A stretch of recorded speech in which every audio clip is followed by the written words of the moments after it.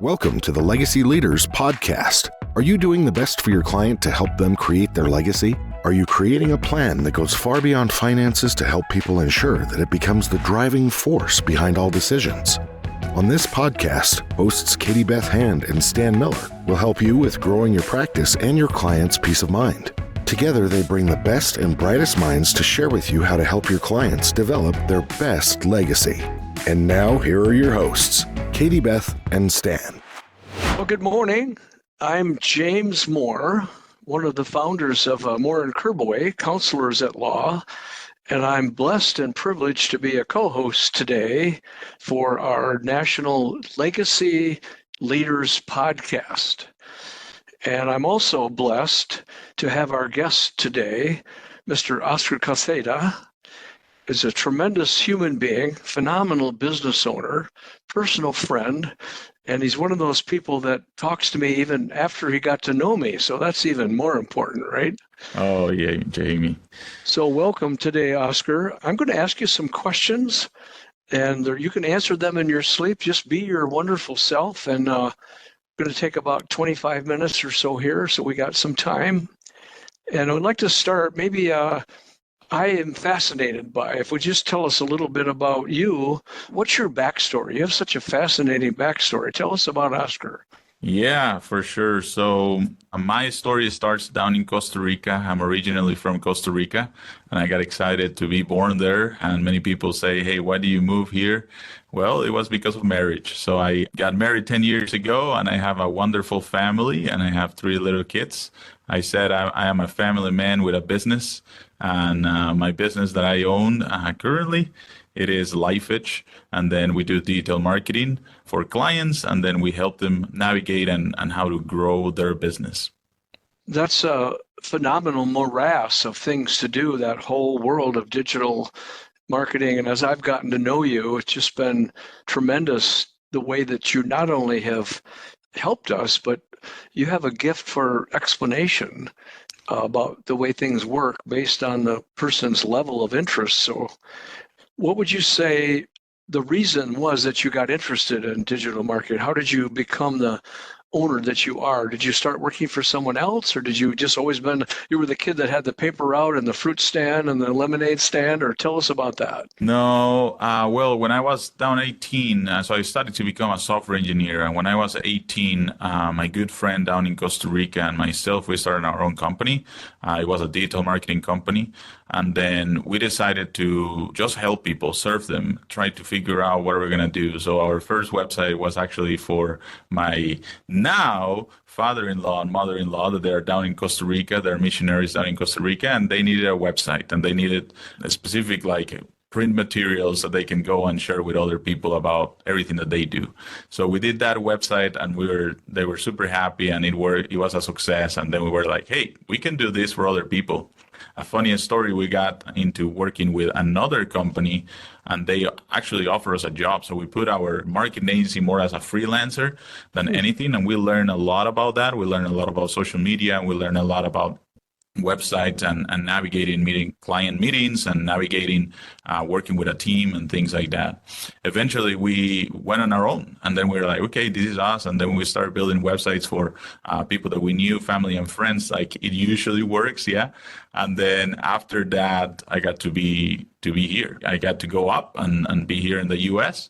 And then I started working on a web design company here in town, and I learned a ton. I was so thankful for that job opportunity.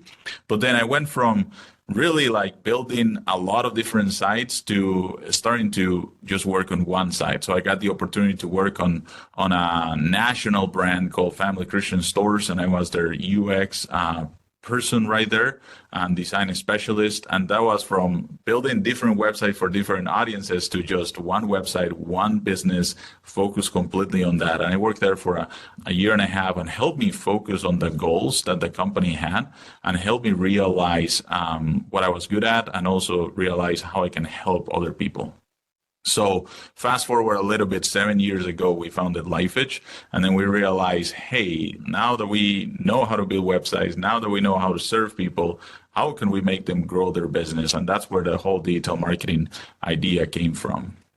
So what a great story, a pebble in the pond and, destiny and one thing to the other. And it must have been, though, my sense of you as a human being, Oscar, and as a outstanding business owner is it resonates with you to be creative and outreach to other people.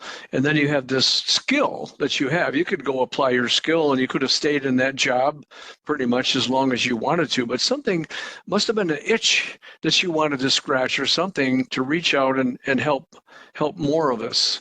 Yeah. So if that's accurate, how would you say it? And what has that meant to you, having made that transition to owner, operator, helper, and expert? Yeah. So it's interesting. Many times you study you have a bachelor's or something, have a bachelor's on software engineering, and you start getting into it, and then all of a sudden you're like, hey, this is probably not what I wanted. It's funny because I have a couple of times that I remember when I was studying to become a software engineer that I was like, I don't see myself in an office just writing code every single time, I like every day and just going back and forth. But there was something that there was a couple classes that I really, really enjoyed. And it was like, hey, we're going to develop software for other people. And I want you to go and take all the requirements. And I want you to go and talk to the client. And I want you to go and have that relationship. And that's how I'm like, oh, wow. And I was telling my friends, this was always a project with a group of people. And then I was always like, hey, I will do that part. I love it. You guys go. You guys are way better in coding and things like that. And I enjoyed that networking and that possibility of meeting new people and getting the problems that they have with solutions that we can help them with and serve them that way. So that has been one of the main things for us, that is like, okay, how can I go into a meeting understanding what is the actual problem and give them the solution that they need and that they want really quickly so we can get into it. So with that being said, I think that one of the biggest things too is many different times when you are interacting with marketing companies or things like that, you feel like they are nerdy or they are like, they don't know how to talk to people. I'm from Costa Rica, so that means that I'm really friendly. And then it becomes really simple to me to interact with people. And it's just a blessing that God has given me and one of my skills that I get to gain trust maybe at a faster pace than other people. It goes into, I think, preparation and I think expertise and analyzing those specific problems that people are having and how you can connect them with a solution that we offer. It's interesting to listen to you say that out loud and descriptively as you have, because it's similar to the journey that Richard and I made as attorneys, in that we were taught, of course, in law school, how to go fight, go into court and protect your client and blah, blah, blah. And I went, well, okay, fine. And then I found out that there was a way to do what we do with people. Yeah. And I guess what I sense from you and us as well, that never gets old, that juice, if you will, of helping people, using your skill to help people, that really never ends. Yeah. So that being said, what would you say is the main thing you've learned through the work that you're doing? Given that I can go anywhere, build my website, here's a postcard, send in, $10 website, and there's a lot of, in a judgmental way, there's a lot of hacks out there that can give me what I think I need, not knowing what I need, whereas what you do is so way beyond that. So what would you say is the main thing you've learned through what you've been doing? Yeah, I actually wrote a blog post about this, and I can maybe give you a link so you can link it out to this episode later on. But on all my years of experience of marketing, I realized that marketing is not easy. And one of the interesting things is everything that you are seeing probably right now in a culture where it's go, go, go, go. How can I get results as fast as possible? People get scammed a lot, and scammed by marketing agencies, scammed by guarantees, scammed by a lot of different things. And one of those things that I have learned, and probably the most, is that marketing is not easy. And many times marketing is a bunch of experiments. Trying to figure out, hey, what works for you, because you are unique, you're a unique business, you have a unique website, you have a unique target audience, and many different times people don't understand that. So it is like, okay, well, you need to walk with them and you need to walk with different business ideas on mine and strategies on mine, because maybe the first one doesn't work, but the second one will work, or maybe the third one will work. So it's a lot of trial and error. And you know, Jamie, and you are a person that truly enjoy reading and enjoy learning and things like that. Marketing just moves like this. What yesterday was really good, maybe today was not going to be really good. So you may not hear that from a lot of marketing agencies or marketing people to be like, hey, it's a bunch of experiments, but it is. And to be honest, you want that. You want a little bit of you want a sniper strategy, but with a shotgun plan, basically. So it is really good, that concept, and I hope that other people don't get upset about those things, but really it is what it is. So I have learned that marketing is difficult, and then at the same time it's a bunch of experiments, but with the right partner on your side and knowing that, hey, you are always constantly farming what it's called brand awareness. You're always constantly having a brand that you need to move from one side to the other and grow with them. It makes total sense to just find that person that walks you through it. Well, thank you, Oscar. And I guess from a personal experience level, coming to this at my age, by the way, you should be proud of me. I did just learn how to turn off my computer last week without unplugging it. So I'm making progress. But one of the things I wanted to say for everyone to listen to would be the tremendous amount of interest and patience you had with Richard and I coming here at our age saying, hey, Oscar, help us out, buddy. And you go, okay, I'll help you. And your first question was, what are you trying to do?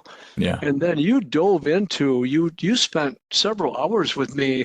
Well, what do lawyers do? And okay, now, but what do you do? And you really invested time and energy into learning who we were. Yeah. Richard and I, as a firm, not just, oh, it's a lawyer. Yeah, here's my lawyer template, 9E, put the shoe on, and we'll go advertise. And I'm sure that's unique in your industry. At least that's how it felt to me. Yeah, Jamie, and to be honest, I want to say that it's part of our framework. It's part of our framework. Part of our core values is to have partnerships with clients and get to know them on a little bit more personal way.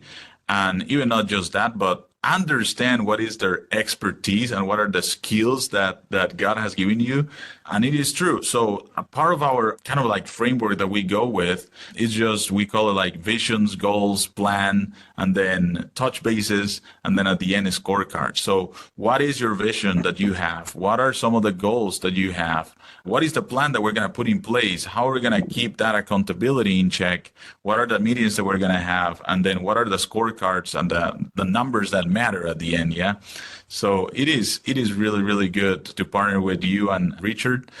I will say that it has been just an amazing time that I have learned a lot of being a lawyer, but I have learned a lot on how do you guys do business and how you are experts, not only like 10 years, not 20 years, not 30 years, but you guys really are the experts, and that's awesome.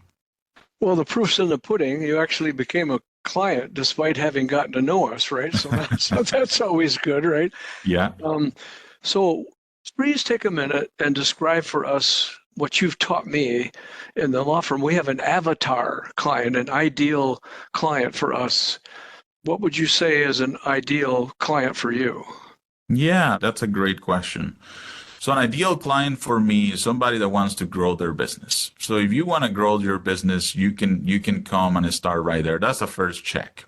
The second check, it is usually you hit that growing button specifically when you are hitting like the 750,000 all the way to the $5 million. You have maybe some marketing budget many different times. And then you want to grow that. Maybe it can be a one-person show, maybe not. The other option that you can see this is you are the business owner, but you don't want to be the marketing director. So we come alongside you and become your marketing team. And that's the idea behind everything. It is like, hey, how can I free you from your time from marketing that maybe is not your expertise to go and do the operations part and really deliver what you were hired to do, what you are an expert on. So by hiring us in terms of your marketing team, then you can focus on what matters the most. That is, in your case, customer service, and really truly using your expertise to the best of your abilities for your clients. Wow, well said. How do we find you? Obviously, we're here in Michigan. Can you work with clients virtually anywhere, though, pretty much, as long as we can get a hold of you, right? You're not limited just to Michigan, correct? Yes, exactly. So I'm not limited. We live in Grand Rapids, Michigan, and we are based here in Byron Center, Michigan. But the reality is that we work with many different national brands, and then that means that we get to work virtually just like this, and we understand that if there is a need, we always go and visit people too. And so we can take an airplane, we can drive a car, and we go and visit you, and knowing and understanding you specifically. Like we said, we try to find partnerships, so we understand that, hey, there is a willingness to not only know you, but also to like you, and also for both of us to trust each other. Yeah, you can find us through our website, lifeedge.online, or you can go and look in my LinkedIn account, Oscar Quesada, by my name, and you will see probably my picture there. And if not, I can give you just the link here, and we can put it for this podcast episode too. Yeah, so the company is, spell it for us, would you? Yeah, LIFEDGE, and then .online, Life Edge. Life Edge. Mm-hmm. Cool. Yeah. Awesome. Here's kind of a funny question as a business owner, but I know it's part of your spiritual and psychological makeup, so I'll ask it. What impact do you think you may have had, not just on your clients? I mean, there's many testimonials, but not only your clients, but what about your community? Because it's a confusing world out there. Yeah. What's good? What's bad? Who's trying to help me? Who's trying to just take my money? We're all kind of confused as citizens and business owners. So what kind of impact do you think you've had? Yeah, and that's a great question. One of the things that we love to do is partner with nonprofits that we can help them get their message out there. One of the probably one of our most successful case studies came out from Boys and Girls Clubs of Grand Rapids. We developed a website for them, and then they came out to us, and then they told us a month later, hey, just want to let you know that by you developing this relationship with you, and also going through clarifying our messaging, and also creating a new website and having a strategy for SEO. So there was a lot of things in common right there.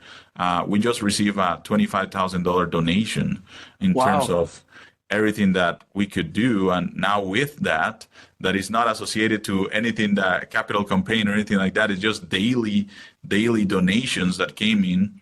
And then they went and interviewed this person that gave it. They didn't know about it. And they went in and they said, hey, we went to your website and we realized the messaging resonated with us. First, we found it. Second, we resonate with that. And third, we're helping the community with it. So that is just an awesome opportunity. And then we're so happy as a team to celebrate that win with them and to be like, hey, this is awesome. This is what do we do, you know?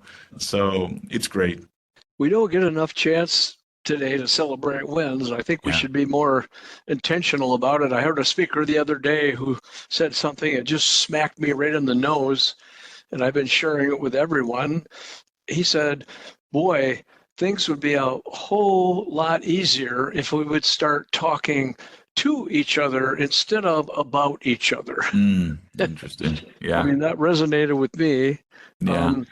One thing I had coming to the experience of you was I had a lot of misconceptions, just like people do with the law practice.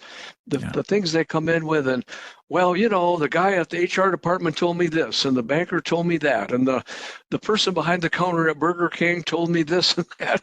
So they come in with all these ideas, and sometimes you have to go backwards a little bit to go frontwards. So helping us work with you, what would be some of the misconceptions, maybe the ones I had in working with you, or common ones that people have? Yeah, well, the first one, probably the most common one that we experience is, I built a new website. Now I'm going to have 13,000 people calling because I just created a new website. And that is a big misconception. A website always have to go accompanied or together with truly a marketing plan. So how are you going to now market your new website? That is a big thing that goes into it. Many people say, okay, we went live, great. And they don't even send a message to current clients or potential clients about it. That is one of the biggest misconceptions. The other misconception is that you need to spend a lot of money in advertising. You don't have to. You truly shouldn't be doing that. There is techniques that help you. At the same time, I think that maybe there is a lot of marketing agencies that think that a lead is just a click on your website. And I do not believe that. That doesn't help you. It doesn't help you grow your business, doesn't help you connect with people. So that you have 50,000 or 10,000 or 1,000 views on your website, that doesn't mean that you have 1,000 leads. So really finding some terminologies around, it is really important on the business. And that is why that framework, when we go into the goals and then we go to the scorecards, hey, how are we doing with these things? Yes, we can be having a bunch of different people coming to our site, but we don't have a call. Yeah, we don't have any leads. So it is really important to get that straight up. Yeah, you told me not to hire the security guards to keep people from beating the door down as soon as the website went live. So thanks for that advice. Yeah. I can tell you, though, as feedback, this just happened last week. I got a call from a person and, quote, as some people do, he was, quote, shopping for a lawyer. Well, that right away, I wanted to just hang the phone up. But you got to be patient with people. And of course, as you've taught me, Oscar, I am teachable. How did you find us? Yeah. And he said, well, someone, I know who that was, gave me your website. Oh, nice. And so, number two, little drum roll, please. He went there. And Oscar, he told me, I read everything. And anybody that's seen our website, Oscar has helped us build. There's lots and lots of stuff on there. I mean, content and articles and the books I've written and blah, blah, blah. But he read every single thing on there. Wow. And then he did a little bit of other research, and he said, by the time I got done, you were the only ones that I called of the 6 that I looked at. Yeah. So what an accolade to what you've built for us, Oscar. That's a stirring testimonial from someone. Still haven't become a client, but that's okay. Hey, thank you. Thank you, Jamie. I will say also, Jamie, that how marketing works now is way different than maybe 50, 30, even 20 years ago. And the possibility of you having 6 tabs open and doing your own research, that you couldn't have that because it was just the yellow pages and you just have names and you will call people and maybe try to interact with them calling. Right now is you have the possibility of literally going to the internet, finding out, hey, who are the best lawyers? And then just because their website comes in, you open them up, and then you are comparing live, really 6 different websites. So if your website is not like yours, that has a lot of content and has a lot of values and has a lot of important information, questions that maybe they will have, then you're probably falling behind through your competition. I get it. Yeah. What's your biggest challenge right now, would you say? And maybe what would you say a follow-up question would be, as business owners, what would our biggest challenge be? Does it have anything to do with AI or any of that? Or so from your seat on the bus, what's our biggest challenge? Yeah, like I said, I believe there is a lot to learn. And one of our core values is hungriness. But then all of a sudden, marketing just changes so much. Like what the algorithm that maybe Google had today, it changed tomorrow. The algorithm that Facebook or LinkedIn had today may change tomorrow. The incorporation of AI into our lives, it is good today, but maybe it will change tomorrow. So that constantly learning about things, and not even just starting to talk about the different tools that there are around that you can use. And people say, hey, this is awesome. This is amazing. Use this. And then you're like, well, this is overwhelming. Start with a CRM. CRM is one of those misconceptions that you were talking about. And it is like you go and you pay a lot of money for it. And all of a sudden you don't even know how to customize it, how to even put it together, or how to even just start it. It's overwhelming. So many times marketing becomes overwhelming because of so many different things that you need to work on, you need to learn, you need to understand. So that's a challenge for business owners, that they're like, hey, I don't care about that. I just want to be a lawyer. I just want to provide what I wanted for the clients. But it also becomes a challenge for the team too, for our team to be like, hey, are we trying to get into all the trends? Is this a good tool or is this a bad tool? What is cost versus value? So there is a lot of that is going on right now because of how marketing is shaped up to be here in this year. So reversing the logic, it makes us become what you have always been, and we are too, is a counselor and a coach. Yeah. You know, a coach can't win the game, but a coach can sure as heck lose the game with the wrong advice and wrong plays. And that's why what we do never quite gets old.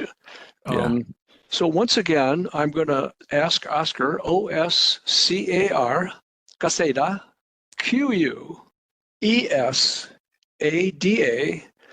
and your company is lifeedge.com. Online. Online. Yes. Or certainly you can always get us through Moore & Kerboy. But what a joy it's been to have you on today, Oscar. It's just been amazing. I would enjoy talking to you and learning from you. And hopefully you've learned a few things back in the other direction. And so what would be your parting, helpful, encouraging words for us today?